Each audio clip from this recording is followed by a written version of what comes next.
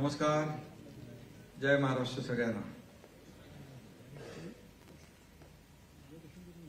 मुरली देवरा memorial dialogue थोड़ा मराठी में बोलता हूं। या कार्यक्रमाला उपस्थित माननीय महामहिम उपराष्ट्रपती जगदीप धनखड़ जी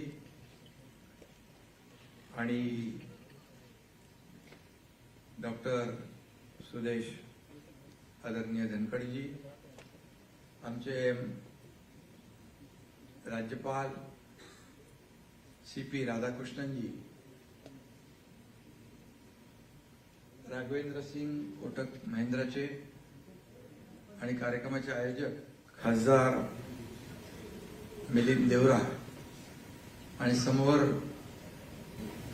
त्यांच्या मातोश्री आहे फणसळकर, तिकडे एक फणसळकर आहेत।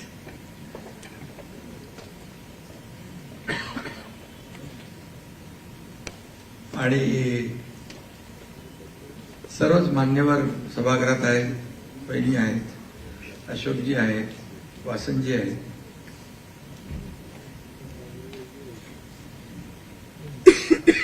मुरली देवरा मेमोरियल डायलॉग संकल्पना मिलिंद देवरा तुमची आहे ना, आणि खऱ्या अर्थाने एक चांगली संकल्पना आपण मांडली। यातला डायलॉग म्हणजे संवाद। डायलॉग से बिना कुछ होता ही नहीं, डायलॉग है, संवाद है तो सब कुछ होता है। आणि म्हणून हा शब्द मला महत्वाचा वाटतो। मुरलीबाईंनी ज्या प्रकारे राजकारण केलं त्याला शब्द 100% न्याय देणार है। मुरलीबाई डायलॉग और संवाद करते करते उन्होंने अपनी राजनीति करी आणि राज्याच्या उज्ज्वल भविष्यावर देखील आज इथे चर्चा होते। राजकारणात काहीतरी सकारात्मक घडावं यासाठी महत्वाचं पाऊल या ठिकाणी टाकताय। त्यामुळे मी मिलिंद देवरा यांचं मनापासून अभिनंदन करतो। बहुत बहुत आपको धन्यवाद। लीडरशिप आणि गव्हर्नन्स हे दोन्ही शब्द एकत्र उच्चारले, आपल्यासमोर एकच महाप्रचंड व्यक्तिमत्व उभं राहतं, ते म्हणजे महाराष्ट्राचं आराध्य दैवत छत्रपती शिवाजी महाराज। नेता तो असतो जो समाजाला उज्ज्वल भविष्याकडे नेतो। काळाची पावलं ओळखून केलेला कारभार म्हणजे गव्हर्नन्स। स्वराज्याची पायाभरणी करताना सुराज्य निर्माण करणारा या देशातला एकमेव नेता आणि राजा म्हणजे छत्रपती शिवाजी महाराज। आणि म्हणून आपण छत्रपती शिवाजी महाराजांच्या आदर्शावर, उन्हीं के आदर्श पे उपराष्ट्रपति महोदय जी, हमारी सरकार भी हम चला रहे। मैं जब मुख्यमंत्री था, देवेंद्र जी, अजीत दादा, हमारी टीम काम कर रही थी। आज देवेंद्र जी मुख्यमंत्री है, हम टीम बनकर काम कर रहे हैं। और एक ही है कि छत्रपति शिवाजी महाराज जी का आदर्श जो है, उनको उनके आदर्शों पे चलने का काम हम कर रहे हैं। जैसे आदरणीय प्रधानमंत्री मोदी जी भी देश का कारोबार भी छत्रपति शिवाजी महाराज जी के आदर्शों पे करते हैं। इसका भी हमें गर्व भी है, फक्र भी है, अभिमान भी है। आणि म्हणून शिवरायांना अभिप्रेत असलेलं सुराज्य निर्माण करण्याचा प्रयत्न आम्ही करतोय। आणि म्हणून यासाठी आम्हाला राज्यकर्त्यांना बळ मिळावं अशीच या ठिकाणी प्रार्थना आहे आणि अपेक्षा आहे। आज विज्ञान और तंत्रज्ञान तेजी से बदल रहा है। टेक्नोलॉजी की वजह से नई नई तकनीकें सामने आ रहे हैं, उसका सीधा असर हमारी जीवन शैली पर पड़ रहा है। नागरिकों की भलाई को प्राथमिकता देना यह चैलेंजिंग होते जा रहा है। वर्तमान समय में लीडरशिप और गवर्नेंस का बहुत बड़ा महत्व है, उसी का इम्पोर्टेंस है। प्रशासन को सुचारू रूप से चलाते वक्त एक अच्छे नेता का अच्छे नेता को भी संवेदनशील होना जरूरी है, सेंसिटिव होना जरूरी है। लीडरशिप और गवर्नेंस ऐसे दो स्तंभ है जिसपे समाज की प्रगति निर्भर है। एक सच्चा नेता सिर्फ शासन नहीं करता, वह इंस्पायर करता है, इनोवेशन करता है और चेंज भी लाता है। सुशासन का मतलब भी ट्रांसपेरेंसी है और रिस्पॉन्सिबिलिटी और इंक्लूसिवनेस है, यही है। और एक लीडर के पास 5 गुण आवश्यक होते हैं: कर्तव्य निष्ठा, पब्लिक रिलेशन यानी जनसंपर्क, और रिस्पॉन्सिबिलिटी, विजन एंड अवेयरनेस, और उसी के साथ क्रेडिबिलिटी भी बहुत जरूरी है। गवर्नेंस होता है किसके लिए? आम आदमी के लिए होता है। और हम कहते हैं ये हमारी सरकार, मराठी में हम कहते हैं सर्वसामान्यांचं सरकार, सामान्य नागरिक की सरकार, आम आदमी की सरकार। और इसीलिए ये माननीय प्रधानमंत्री नरेंद्र मोदी जी ने सिद्ध कर दिया है कि लीडरशिप और गवर्नेंस किसे कहते हैं। नरेंद्र मोदी जी ने देश में गवर्नेंस के युग की शुरुआत की है। उन्होंने प्रशासन को आधुनिक चेहरा प्रदान किया है, भारत को अंतर्राष्ट्रीय पहचान दिलाई है। हम पहले देखते थे भारत के प्रधानमंत्री जब विदेश जाते थे सब, कई लोगों ने अच्छा काम किया, कई लोगों ने हमारे भारत देश को आगे बढ़ाया। आज के जमाने में हम देखें तो भारत के प्रधानमंत्री जब दुनिया में जाते हैं, हर किसी देश में जाते हैं, तो हमारे देश का सिक्का वहां जमा के आते हैं। हमारे देश का गौरव पूरी दुनिया में आज आदरणीय प्रधानमंत्री मोदी जी बढ़ा रहे हैं।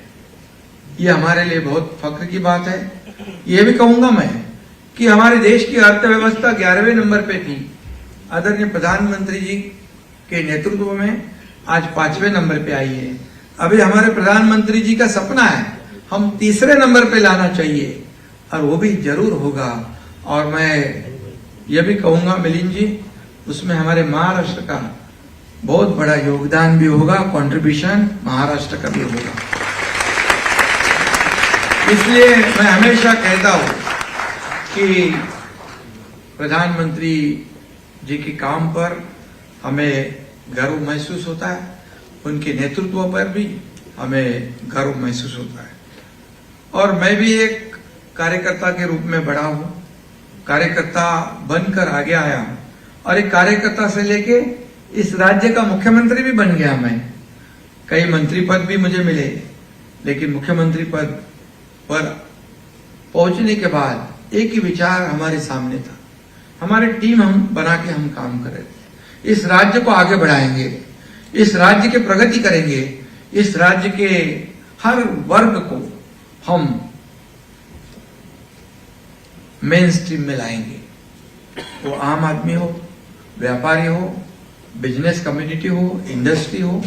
आज कितना हम देखते हैं, राज्यपाल महोदय जी भी हमारे साथ में हमेशा जुड़े रहते हैं, उनका भी ब्लेसिंग हमारे साथ है। धनखड़ जी भी महाराष्ट्र का हमेशा कभी कार्यक्रम होगा तो हमारे उपराष्ट्रपति ना नहीं कहते, इसलिए मैं उनका भी बहुत बहुत स्वागत करता हूं, उनको भी धन्यवाद देना चाहता हूं।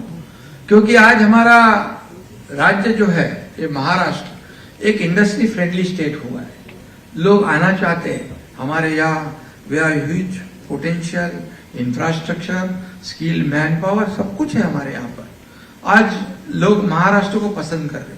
पिछले कई सालों में अगर जाएंगे हम तो परिस्थिति उस पर मैं कुछ आज बोलना नहीं चाहता हूं, लेकिन जब से आम आदमी की सरकार, सर्व सामान्य लोगों की सरकार जब से आई है, तब से इस राज्य की प्रगति हो रही है।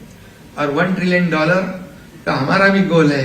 निश्चित रूप से हम उपराष्ट्रपति जी आपकी जो अपेक्षा है उससे कई आगे जाकर हम, हमारे देश के प्रधानमंत्री जी का गोल है, उसमें हमारा कंट्रीब्यूशन जरूर बढ़ाएंगे। क्योंकि महाराष्ट्र में जिस गति से काम हो रहा है और तेजी से इसके आगे हम काम करेंगे। ये हमारी पूरी टीम है और इसलिए मैं इतना ही कहूंगा, आम लोगों के बीच में रहकर उनकी समस्याओं को सुलझाने के लिए दिन रात प्रयास करना, यही हमारा काम है। और मुरली भाई भी सिर्फ एक राजनेता नहीं थे, वे लोगों के सच्चे सेवक थे। मुंबई के विकास के लिए उनका डेडिकेशन और डिवोशन हमने देखा है और हमेशा पार्टी लाइन से हटकर उन्होंने संबंध रखे। वे अजात शत्रु थे। मुरली भाई कांग्रेस में थे, उस समय भी, उस समय की कांग्रेस अलग थी। मैं कुछ बोलना नहीं, क्योंकि ये तो मिलिंद हमारे साथ नहीं आता ना।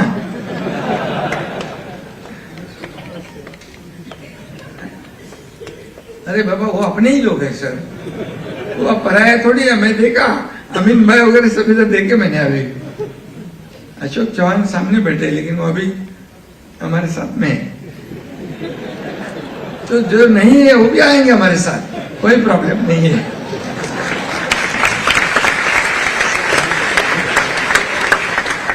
क्योंकि हमारा काम ही ऐसा है, बियॉन्ड द पॉलिटिक्स, राजनीति से परे होकर हम काम करते हैं। देवेंद्र जी देखो, मैं देखो, हम देखो, हमारे दूसरे साथी अजीत दादा, हम कोई पार्टी पॉलिटिक्स तो सिर्फ चुनाव में होता है, उसके बाद नहीं होता है।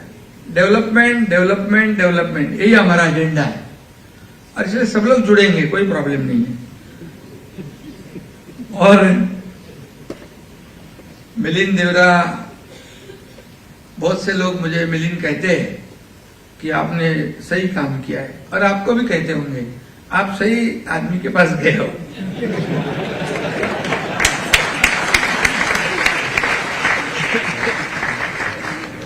और अभी हमारे आदरणीय प्रधानमंत्री देश की सेवा की यात्रा पे निकले और देश के विकास की यात्रा में आप भी शामिल हो गए।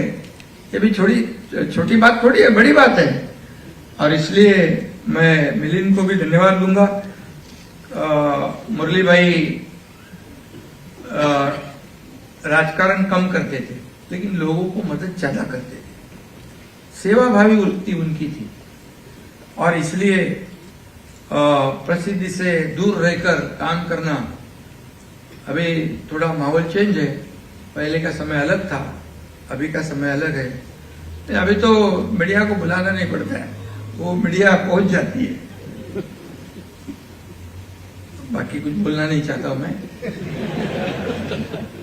कुछ सुबह वाली बात होती है, कुछ दोपहर वाली होती है, कुछ दिन भर वाली होती है, ठीक है। लेकिन हम लोग, हमारा काम है डेवलपमेंट।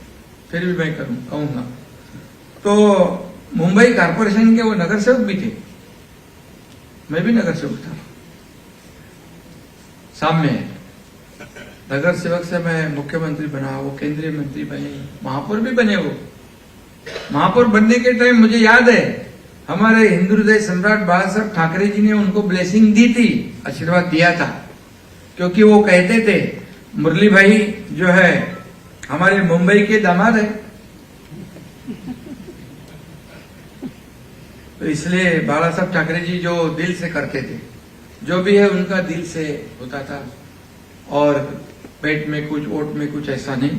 बहुत ही खुली किताब थी और इसलिए हम उनके विचार को आगे बढ़ा रहे हैं।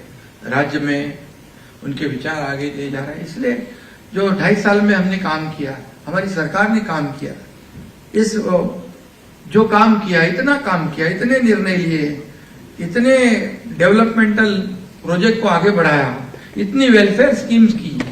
तो आपने कहा, अभी उपराष्ट्रपति जी ने मुझे आते आते कहा कि पूरे देश को आनंद मिले ऐसा काम आपने किया है। ये हमारे लिए बहुत बड़ी बात है। ये सर्टिफिकेट आपका है,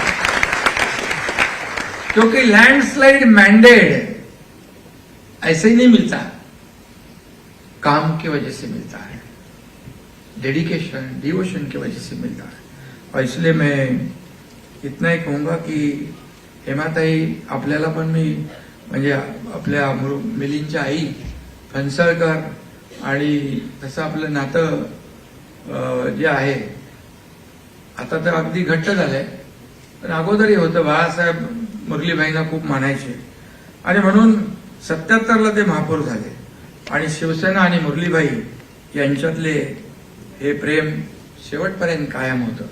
आणि मुरलीभाईंचं आणि बाळासाहेबांचं होतं, त्याचंच री ओढली मिलिंदने पुढे आणि मग ते मिलिंद देखील शिवसेनेबरोबर आला.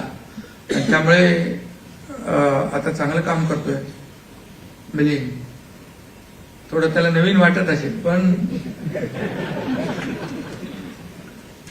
यहाँ पर मैं एक कोट कहूंगा, रोनाल्ड रेगन का मशहूर कोट मुझे यहाँ कहना है, the greatest leader is not necessarily the one who does the greatest things, he is the one that gets the people to do the greatest things.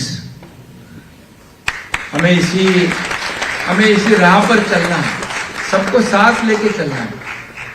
कोई अकेला सब कुछ नहीं कर सकता है, लेकिन जब साथ में सब साथी होते हैं तो बहुत कुछ कर सकते हैं. मेरी बात कहूंगा, मैं तो अकेला ही चला था जानिबे मंजिल, लोग आते गए कारवा बनते गया, लोग समझ साथ में आ गए. वैसे आपके पिताजी का था और इसलिए मैं इतना ही कहूंगा, मजबूत भारत के निर्माण में महाराष्ट्र सरकार की भूमिका अहम रहेगी. एक तरफ व्यापार को अनुकूल वातावरण बनाते हुए दूसरी तरफ सामाजिक कल्याण योजनाओं को भी हमने बढ़ावा दिया है. हमारी सरकार ने प्रशासन, ट्रांसपेरेंसी और रिस्पॉन्सिबिलिटी सुनिश्चित करने की दिशा में महत्वपूर्ण कदम उठाए हैं, जिसमें ई गवर्नेंस सुधार, इंफ्रास्ट्रक्चर विकास, इंडस्ट्रियल इन्वेस्टमेंट और सामाजिक कल्याण कार्यक्रम को बढ़ावा देना इसमें शामिल है. साथ ही कानून व्यवस्था को मजबूत करना, पर्यावरण संरक्षण पर हमने जोर दिया है. ईमानदारी, सेवा और प्रगतिशील शासन, इन मूल्य पर हम गवर्नेंस करना चाहते हैं. गुड गवर्नेंस की इस यात्रा में आप सभी का योगदान बहुत ही महत्वपूर्ण है और हम सभी ऐसे नेता कार्यकर्ता बनने का प्रयास करें जो प्रेरणा दे, ऐसे शासन की स्थापना करे जो सशक्त बनाए, देश को सशक्त बनाए, तथा ऐसे नागरिक बने जो हमारे राष्ट्र की महानता में योगदान दे. मैं एक बार फिर इस महत्वपूर्ण अवसर पर आयोजक मिलिंद को धन्यवाद देना चाहता हूं. आदरणीय उपराष्ट्रपति धनखड़ जी को धन्यवाद देना चाहता हूं. आपका प्रेम ऐसे ही बरकरार रखिए और आपके साथ आपका भी स्वागत मैं करता हूं. आपको भी धन्यवाद देता हूं. राज्यपाल महोदय जी तो हमारे पीछे खड़े ही है, तो उनका भी मैं स्वागत करता हूं. बहुत बहुत धन्यवाद. जय हिंद, जय Maharashtra.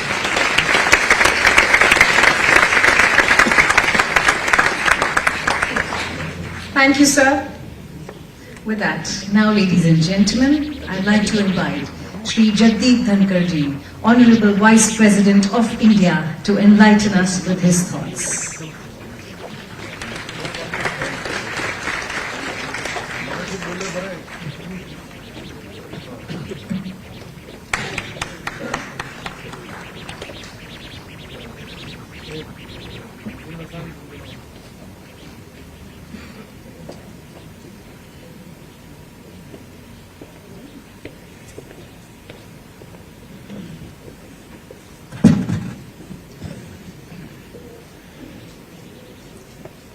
Good evening, all of you. Honorable Governor Maharashtra, Shri C.P. Radhakrishnan ji, Honorable Shri Eknath Shinde ji, ladies and gentlemen, we had such a feast, both of governance and leadership. Shinde ji, you have stolen the thunder. I am wonderstruck whether I can add anything. I may only repackage it.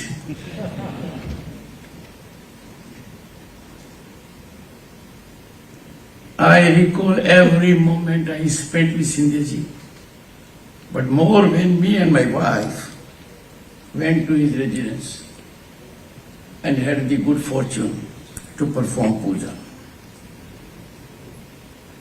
His address is remarkably relevant, full of depth, assessment of contemporary scenario and challenges. He speaks of his final experience he has gained from worker to leader. And a leader is always a leader. It doesn't matter in cricket team you play at which number. I am absolutely elated and unreached that a leader has such sacrificial attitude. My congratulations to you. We have amongst us Srimati Hema Deora ji. I was greatly touched because she is privy to the hand-holding which I received as a young parliamentarian from Shri Murli Deora ji. I was elected to parliament in 1989 and that was a big change. Congress had lost power and I was a union minister. He was a congressman. He took me to then Bombay, now Mumbai, to Kolkata, handheld me and introduced me to people who matter in industry and in Marwadi community. When she revealed this briefly, I had vivid recollection of those days. A man of sterling qualities, Murli Deora ji. Ma'am, your presence matters to us. And I am sure you will have the good occasion to see your son perform in Rajya Sabha.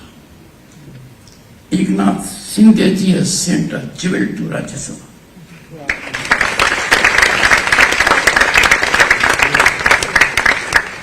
He marks his addresses with due diligence, thorough study, calm and composed.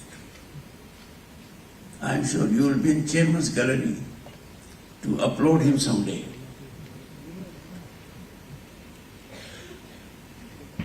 We have amongst us distinguished members of Parliament.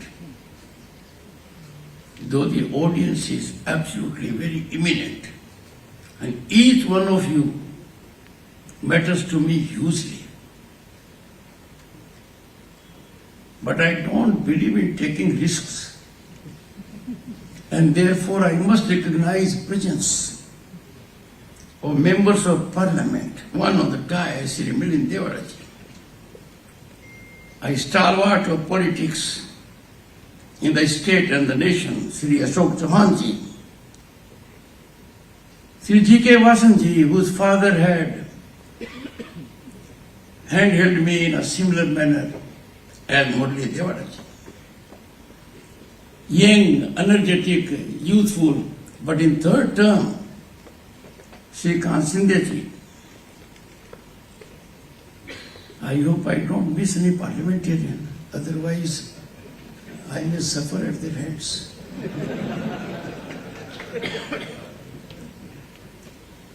Sri Raghvendra Singh, President Kotak Mahindra Bank. He is energy capsule, has great administrative capacities. But what I gather from him, having known him for the third generation, is full of positivity.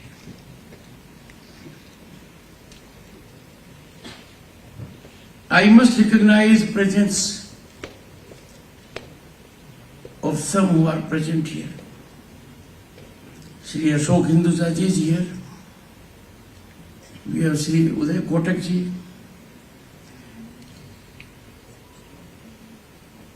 I'll come to Amrita ji a little later because I'll have to. She is much beyond the spouse of the Chief Minister for me. But His Holiness Saidna Sahab ji,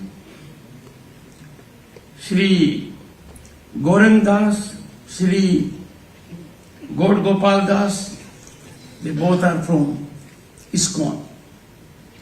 People in industry, Shri Padna Vadani, Shri Neeraj Bajaj, Dr. Panda, Mr.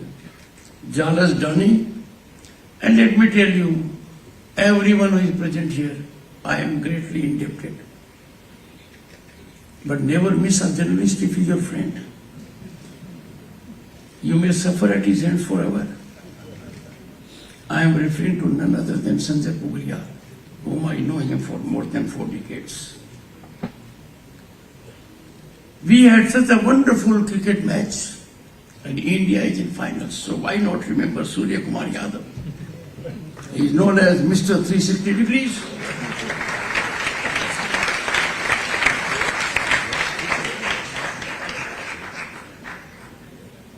Now, Amrita ji.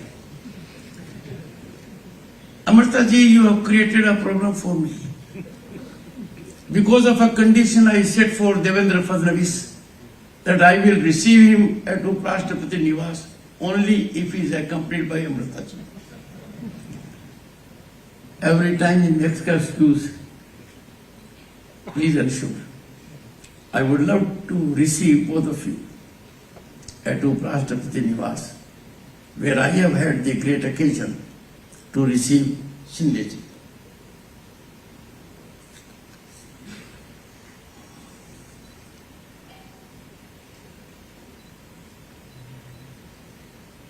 After having listened to Eknath Shinde ji,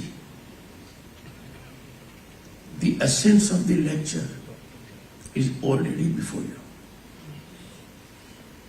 Because he is not academic. He has spoken out of experience, exposure. And more importantly, delivered. Delivery matters. The humility and modesty reflected by him is quite a sense of leadership quality. Whatever be your position, the team must win. The object must be accomplished. Now, ladies and gentlemen, I come to the inaugural lecture. It is an absolute honor and privilege to deliver the Murli Deora Memorial Lecture Dialogue, dedicated to one of the finest public figures in politics, who nurtured all his life friendships. He bridged differences and was loved by all. In his life, he missed one thing. He had no adversaries. That was his stature.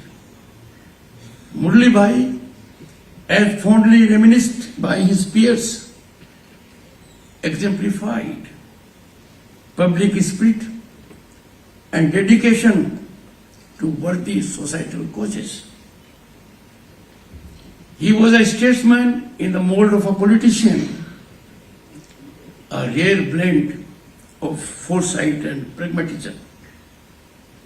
From being the youngest mayor of Bombay, now Mumbai, to serving 7 terms in parliament, he showed deep commitment to democratic values and public service. His belief in dialogue, debate, discussion, deliberation, consensual approach, cooperative approach, coordination are being missed now. Murli Deora ji will always be remembered for his proactive efforts to save the country from the hazards of smoking. He approached the highest court of the land, sought affirmative intervention to secure a ban on smoking at public places.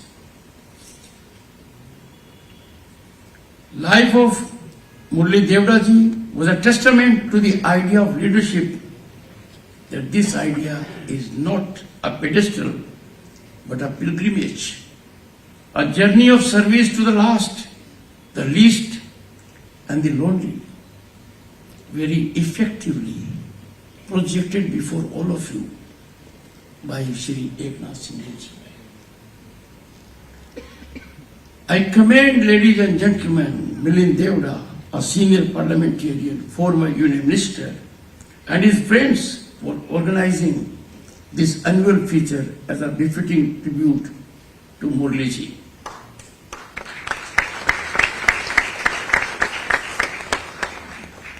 The theme, leadership and governance, is indeed thought-provoking, as also of huge contemporaneous relevance.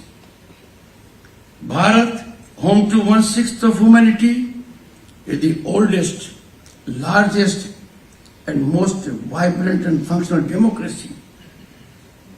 Ladies and gentlemen, Bharat is the only country in the world that has structured democracy, structured by constitution at the village level up to the national level. Ladies and gentlemen, first I seek to focus on the source of governance in democracy. Our Constitution's preamble indicates we the people as the foundational source and premise of governance. Preamble of the Constitution also reveals purpose of governance being justice, equality, fraternity for all. We must appreciate the contours of we the people, the ultimate repository of sovereignty, a sovereignty which we cannot afford either to dilute or to be taken away. We the people, through electoral platforms, constitute parliament, legislatures, panchayats, municipalities, elect the president and the vice president. The sanctity of this repository of sovereignty is essential for democratic governance. Imagine what will befall us if we are deprived of our sovereignty. The integrity of we the people in the present times is being stressed and challenged. And the challenge is surfacing in multiple ways. Leadership faces a daunting task to preserve and sustain this. Let me advert to some worrying trends. There are many. I am referring only to some. The nation houses millions of illegal migrants, causing a demographic upheaval. Millions of illegal migrants are in this country, making a huge demand on our health services, education services. They are depriving our people of employment opportunities. Such elements have alarmingly secured electoral relevance in some areas, and their securing electoral relevance is sapping the essence of our democracy.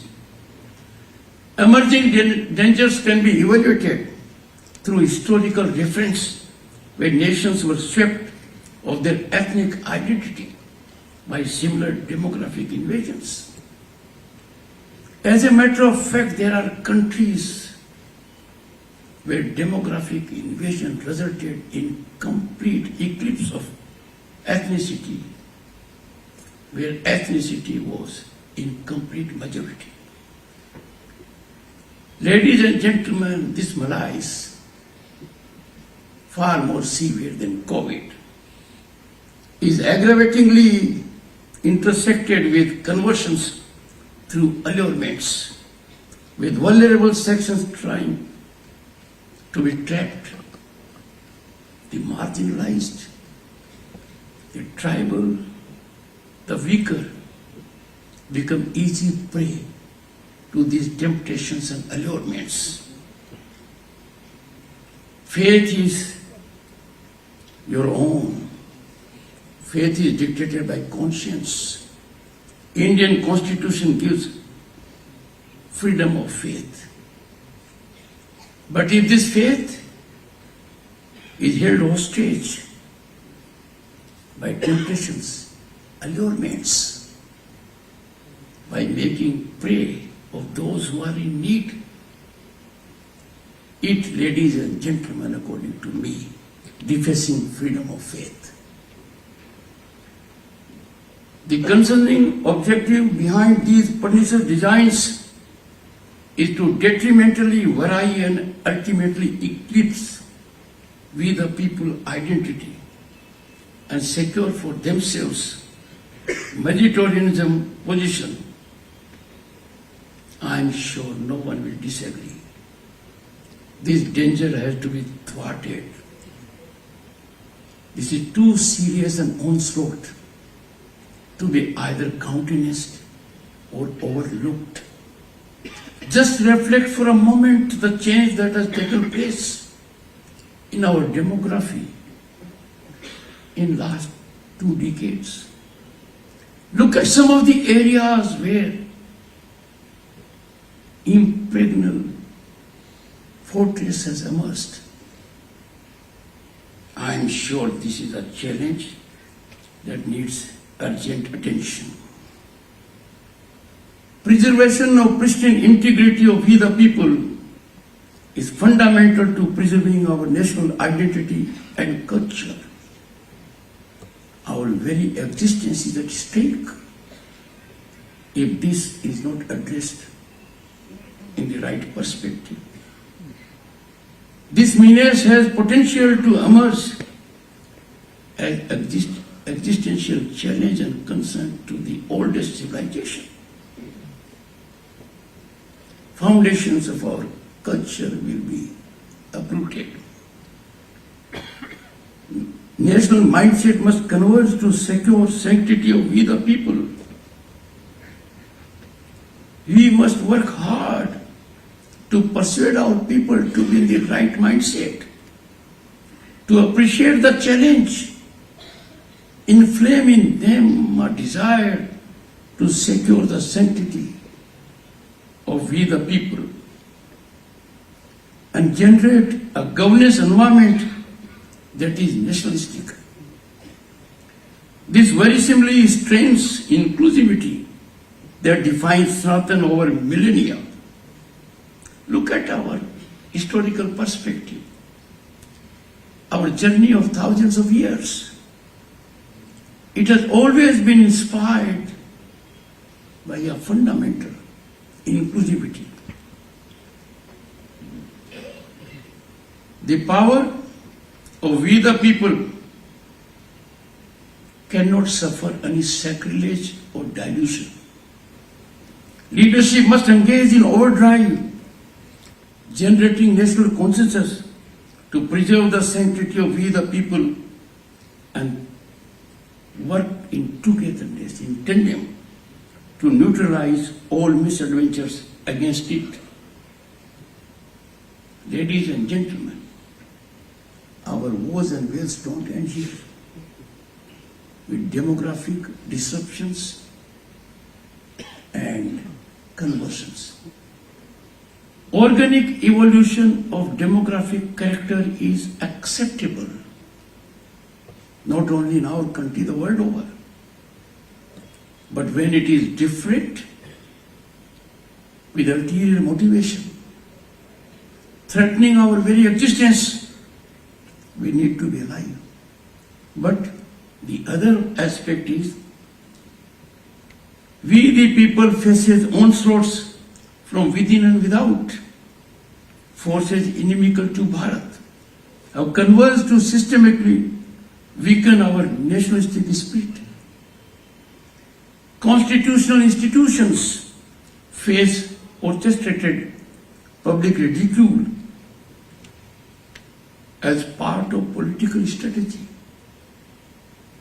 Even the presidency isn't spared, tarnishing institutions, tainting high constitutional offices, especially on foreign land, is against our culture, is against our national interest. Every citizen has the power of social media. I beseech everyone in the interest of this country to be alive to these trends and make contributions. Anti-national narratives gain evil-inspired momentum. Misinformation aimed at destabilizing the nation is rising. We had the painful occasion to see it during COVID. The pandemic that shook the world, then a nation of over 1.3 billion faced it by innovative mechanisms initiated by the Prime Minister. And it was successfully handled. The entire global fraternity has applauded Bharat, gone to the extent that Bharat, while tackling pandemic at home, lent assistance to 100 other countries. But some amongst us did not spare any effort to run us down. Such category of people who are recipe for chaos need to be exposed. Leadership must navigate this challenge through citizens' mindset response. Friends, Bharat is global beacon of inclusivity and thrives with unity in diversity. This calls for all to prioritize nation first. Commitment to nationalism marks freedom and democracy. No interest, partisan, economic, or personal, can justifiably be the ground to compromise national interest. Ladies and gentlemen, on issues of constitutional clarity, where the Constitution is categorical, our founding fathers have given us the path. On issues like language, common civil code, seats of dissension are being sown. The response of the government emanates from constitutional prescriptions. We have to work in overdrive to see that these issues that are premised on our constitution are not politicized to the detriment of the nation. Leadership must seek national consensus and public awareness to sensitize people of the dangers that inhere in such approach. India's civilizational ethos offer a rich repository of leadership principles that predate modern governance theories by millennia. Our Vedic knowledge offers insight for leadership. Leadership in public life requires vision, character, and commitment to nationalism. We have seen what wonders visionary leadership can do in the last 10 years. The nation has navigated from a disturbed scenario of gloom to one of hope and possibility. A 180-degree change in several aspects. We must always remember, ladies and gentlemen, we are land of Ved, Upanishad, Ramayana, Mahabharata, Srimad Bhagavad Gita. And the wisdom therein guides us all throughout. The Bhagavad Gita provides timeless leadership lessons through Lord Krishna's counsel to Arjuna. Yadada charti sreshtam deve tro janah sayat pramanam krute lokst anu vartate. Whatever action a great man performs, common men follow. And whatever standards he sets by exemplary acts, all the world pursues. This verse underscores the profound responsibility of leaders because they are naturally taken as torchbearers, role models whose actions shape the course of the society. But a challenge that is coming to society from these people is very dangerous. An informed mind, having held credible positions, trades on the ignorance of people to monetize politically. And that happened on many occasions in last 10 years. People in authority who presided our financial institutions for long had no qualms in indicating to the world that India can never register economic rise beyond 5%. And we had 1.5 times of that very year. On such matters, ladies and gentlemen, our memory should not be short. Kautilya's Arthashastra, perhaps the world's earliest comprehensive treatise on statecraft and governance, offers sophisticated insights on leadership. I quote, "The king shall consider as good not what pleases himself, but what pleases his subjects," unquote.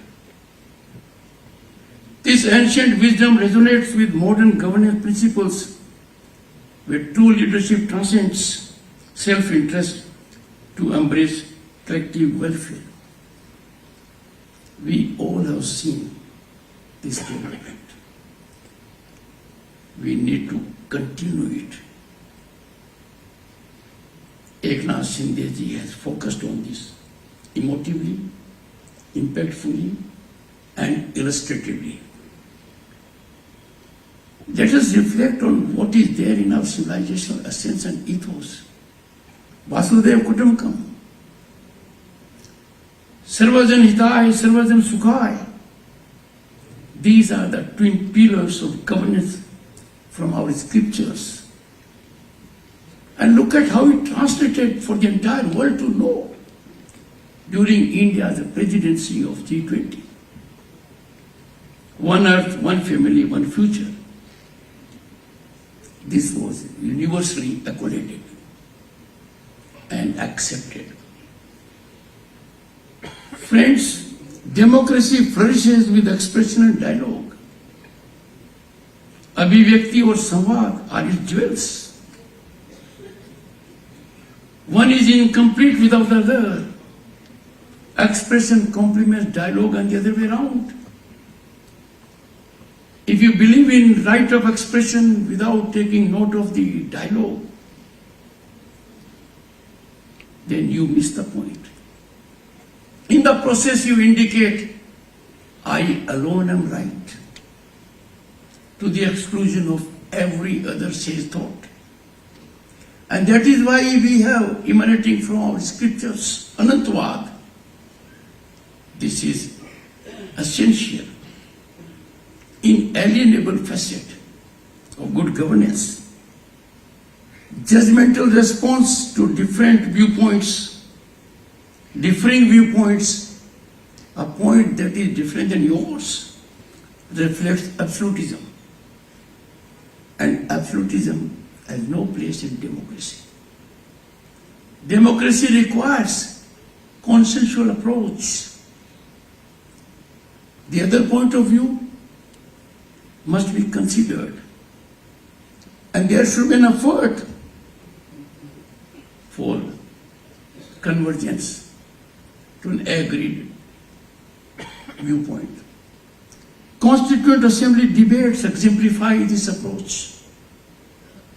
For little less than 3 years, in 18 sessions, Constituent Assembly deliberated very contentious issues, very divisive issues. They took recourse to dialogue, debate, discussion, and deliberation. There never was an occasion for disruption or disturbance. But when we find such a big change taking place, disruption is being weaponized as a political strategy to make parliament or legislatures dysfunctional. This does not augur well for health of democracy. And in some situations, it may pronounce death knell of democracy. If these temples of democracy do not perform constitutional ordainment, then people in the country are bound to be concerned and worried. I, as Chairman, Council of States, express my deep anguish, and I appeal to people at large, academia, intellectuals, those in business, trade, commerce and industry, those in media, public servants, to create a mindset to put pressure on parliamentarians and representatives. You perform. Because there can be no vacuum in democracy. If the legitimate platform of debate is dysfunctional, people will take to streets. They have to voice their concerns in one way or the other. Ladies and gentlemen, coming to another challenge. Last 10 years, the nation has witnessed exponential economic upsurge, phenomenal infrastructural growth, deep digitization, technological penetration, unknown before. Global institutions are according Bharat as a favorite destination of investment and opportunity. The rural landscape has been revolutionized with every house having toilet, electric connection, pipe water is on the way, gas connection, road connectivity, close by health and education centers. And people therefore have gravitated to politics of development as indicated by Eknath Shinde. In that scenario, this phenomenal success, remarkable success story during the last 10 years, brings with it a great challenge. On one hand, no nation in the world has this kind of growth as Bharat has had in last 10 years. India at the moment, on account of this growth, is the most aspirational nation in the world. Imagine a country of 1.4 billion with that kind of demographic dividend getting into aspirational mode. The leadership has to perform at rocket speed because there can be restlessness. And therefore I call upon every person, do not look at the government alone. Your opportunity basket is flattening every day, blossoming. When you look at surface of the sea, or deep sea, or ground surface, or deep ground, or sky, or space, India's performance has increased your participation. Blue economy or space economy, you can take to that area. Let me just indicate one facet. If the IMF says, International Monetary Fund, India is a global center of investment and opportunity, certainly it is not for government jobs.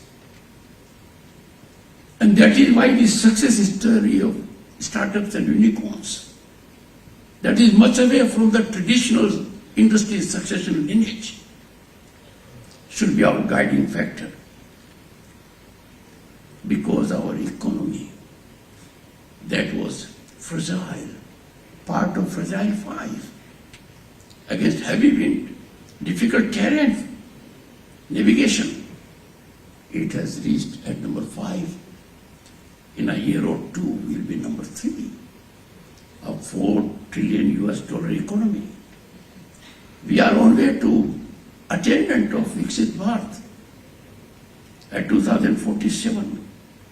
India, ladies and gentlemen, is no longer a nation with potential.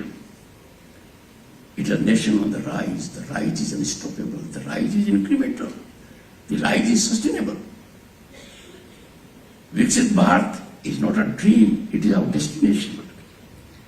But then, everyone will have to work for it, because to be a developed nation, our per capita income has to go 8-fold. That must happen with participation of all. Good governance requires that we prevent problems, we preempt problems. It is not merely solving a problem. We must have full diagnosis. Why should a problem be there at all? Real-time delivery is quintessential. There was a time not long ago when power corridors were infested with liaison agents, corrupt elements who extra-legally leveraged decision-making. Patronage was password for a contract or a job. But on account of introduction of technology, expeditious service delivery, transparent and accountable mechanism, these power corridors now are fully sanitized. The world is looking up to India for generating transparency, accountability, quick service delivery, people-centric policies in their countries. Ladies and gentlemen, I see one concern, and that concern is across political spectrum. There is emergence of a new strategy, and the strategy is of appeasement or being placatory. Now, election is important in democracy, but not the end of it. Our scriptures have indicated means are as important as the result. And the governments, we are in a state where financial position is very strong. It's financial capital of the country, a global center for business and trade. But some governments that took recourse to this appeasement and placatory mechanisms are finding it very difficult to sustain in power. But one consequence is very categorical, and those in economics know it. We have stalwarts of economics sitting here, and that is, if there is excessive spending on electoral promises, then state's ability to invest in infrastructure is correspondingly reduced. This is detrimental to the growth scenario. And therefore, I would call upon leadership of all political parties in the interest of democratic values to generate a consensus that engaging into such kind of electoral promises that can be performed only at the cost of capex expenditure of the state. I should not be misunderstood, ladies and gentlemen, because while Indian Constitution has given us right of equality, it does provide in Article 14, 15 and 16 an exceptional category of affirmative governance, affirmative action, the reservation for SC, ST, for those who are in economic weaker section. That is sanctified. Similarly, there are exceptional situations for rural India, for the farmer, where affirmative steps are required to be taken. But this is very distinct from the other aspects I was talking about. This is not placatory or appeasing. It is justifiable economic policy. And therefore, it is good leadership that can take a call where to draw the line in the fiscal sense in the matter of political foresight and leadership spine. There is another aspect on which we need to focus. National debate is required so that we take note of shift from democracy to democracy. Emotion-driven policies, emotion-driven debates, discourses threaten good governance. Historically, populism is bad economics, and once a leader gets attached to populism, it is difficult to get out of the crisis. And therefore, the central factor has to be good of the people, largest good of the people, lasting good of the people. Empower people to empower themselves rather than empower them momentarily, because that affects their productivity. Our institutions are very critical. Our institutions must continue to be relevant. Political leadership must address declining relevance of institutions due to disruption and divisive politics. We have an example before us. As I said earlier, we have the legacy of our constitution being negotiated through dialogue without acrimony. Today's leaders should consider this spirit. Parliament is much beyond ideological discourse. Its democracy is a temple where discussion should focus on progress and people's welfare. Sliding parliamentary institutions into irrelevance, the challenge to democracy and our existence. It is worrisome when disruption and disturbance are weaponized, as I said. Our dysfunctional parliament, particularly in Bharat, that is the world's oldest, largest and most vibrant democracy, is injustice to the people. Our people deserve much better from our parliamentarians.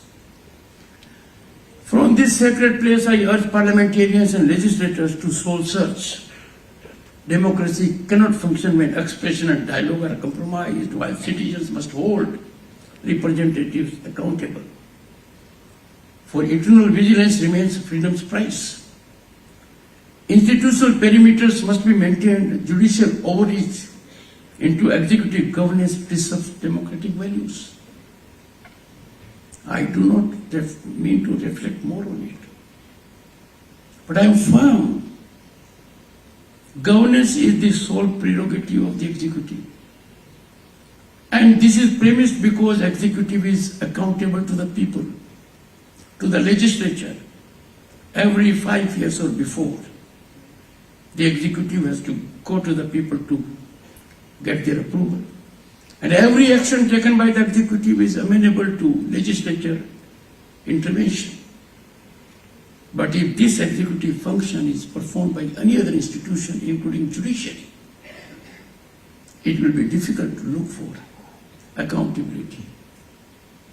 And furthermore, the wherewithal, the information, the database that help arrive at a decision cannot be available at other institutions other than the executive.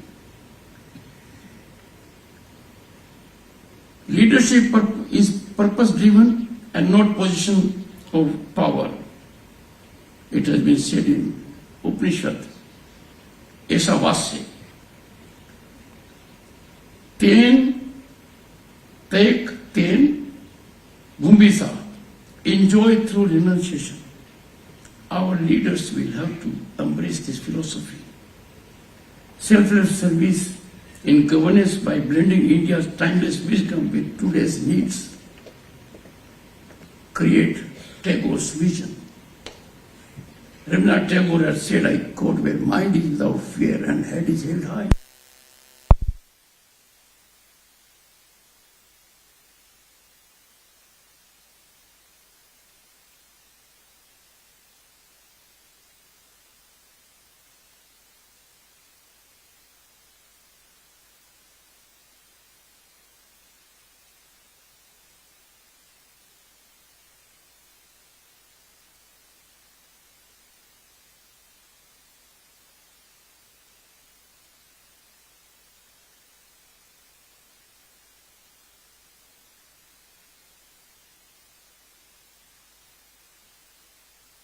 No disruption. Policies must evolve on consensus, not confrontation. Esa Vasya. Ten, take, ten, Bhumbisa, enjoy through renunciation. Our leaders will have to embrace this philosophy. Selfless service in governance by blending India's timeless wisdom with today's needs. Create Tagore's vision. Rabindranath Tagore had said, I quote, where mind is without fear and head is held high. Satyamev Jayate Nanartham, which emanates from Mundaka Upanishad, it says, truth alone must survive and nothing else. The Rig Veda, moving together in harmony principle, must be our North Star. Before concluding, let me indicate two aspects. Democracy thrives on dialogue, not disruption. Policies must evolve on consensus, not confrontation. Irretrievable confrontational stance is antithetical to core values of democracy.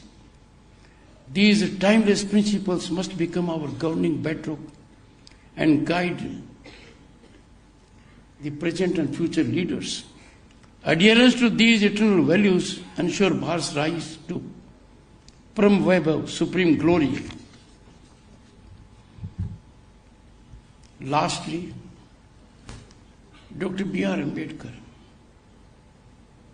architect of India's constitution, his last address to the Constituent Assembly on November 25, 1949, and I quote, and ladies and gentlemen, mark every word he spoke. I quote, what perturbs me greatly is the fact that not only India has once before lost her independence, but she lost it by the infidelity and treachery of some of her own people. will history repeat itself? He further goes on to add, it is this thought which fills me with anxiety. This anxiety is deepened by the realization of the fact that in addition to our old enemies in the form of caste and creeds, we are going to have many more political parties with diverse and opposing political creeds.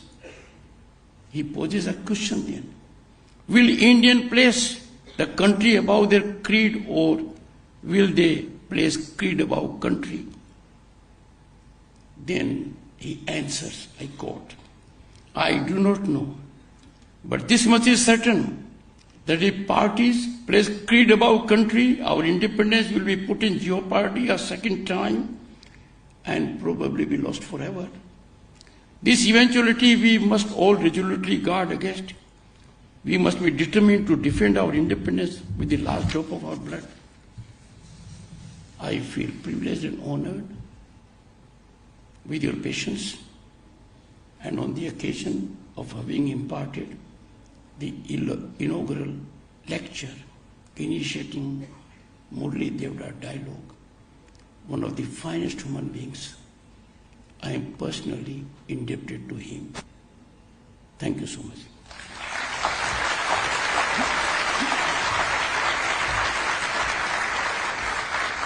Thank you, sir. With that, ladies and gentlemen, I request you all to please stand up for the national anthem.